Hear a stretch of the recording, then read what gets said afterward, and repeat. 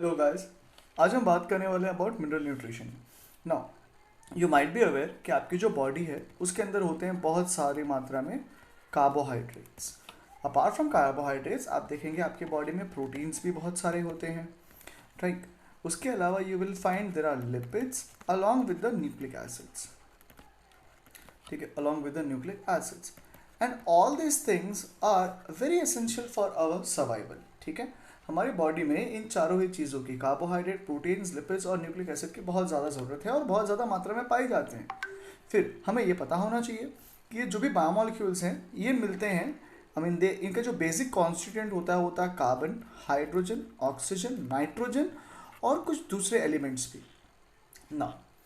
हमारी बॉडी में ये एलिमेंट्स कैसे आए, ये हमारी बॉडी में कैसे आए? ये आए हमारी बॉडी में by the food that we eat. Now हम लोग, क्योंकि हमारे खाने के लिए हमारे न्यूट्रिशनल रिक्वायरमेंट पर सेटिस्फाई करना है, अगर हमें हमारे न्यूट्रिशनल रिक्वायरमेंट को, तो we are dependent on other organisms and therefore we become heterotrophs, right. हम लोग जो मोड ऑफ न्यूट्रिशन अपनाते हैं वो है heterotroph, because we are dependent on others, right. We are dependent on others. जब मैं अदर्स बोलता हूँ तो बेसिकली मैं बात करना चाह रहा हूँ प्लांट्स की, ठीक है। मैं बात करना चाह रहा हूँ प्लांट्स की। नो मैटर आप एक हर्बीवोरस हो, आप एक कार्निवोरस हो या आप एक ऑम्निवोरस हो, मैं ऑर्गेनिज्म लेवल पे रह करके बात कर रहा हूँ। हम लोग या तो डायरेक्टली या फिर इनडायरेक्टली डिपेंडेंट है किसके ऊपर? प्लांट्स के ऊपर, ठीक है। तो प्लांट्स जो हैं वो एक दूसरी कैटेगरी बनाते हैं जिसे हम लोग कहते हैं ऑटोट्रॉफ्स। तो हमने क्या कर दिया, हमने न्यूट्रिशन के बेसिस पर एनिमल्स को दो ग्रुप में बाइफरकेट कर दिया। एक हेट्रोट्रॉफ, दूसरा ऑटोट्रॉफ। हेट्रोट्रॉफ वो ग्रुप था जो अपना खाना दूसरे ऑर्गेनिज्म से डिराइव करता था और ऑटोट्रॉफ वो था जो अपना खाना खुद बना लिया करता था।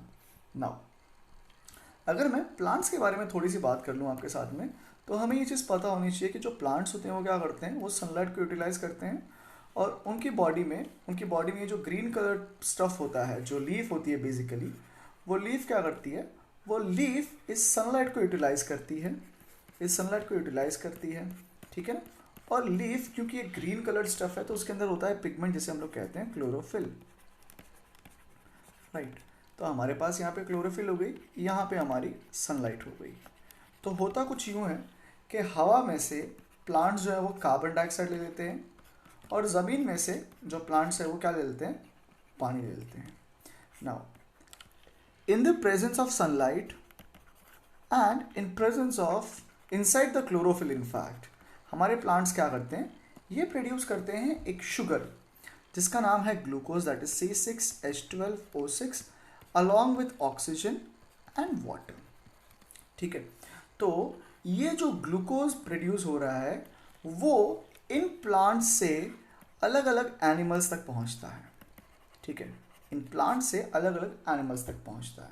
तो क्या हमारे प्लांट्स को सिर्फ और सिर्फ ये कार्बन, हाइड्रोजन और ऑक्सीजन ही चाहिए एलिमेंट्स के रूप में? नहीं, मैं देखता हूँ इसके अलावा बहुत सारे दूसरे एलिमेंट्स भी पाए जाते हैं। तो वो सारे जो हैं एलिमेंट्स वो कहाँ से आते हैं? All those elements come from soil. All those elements are coming from soil. So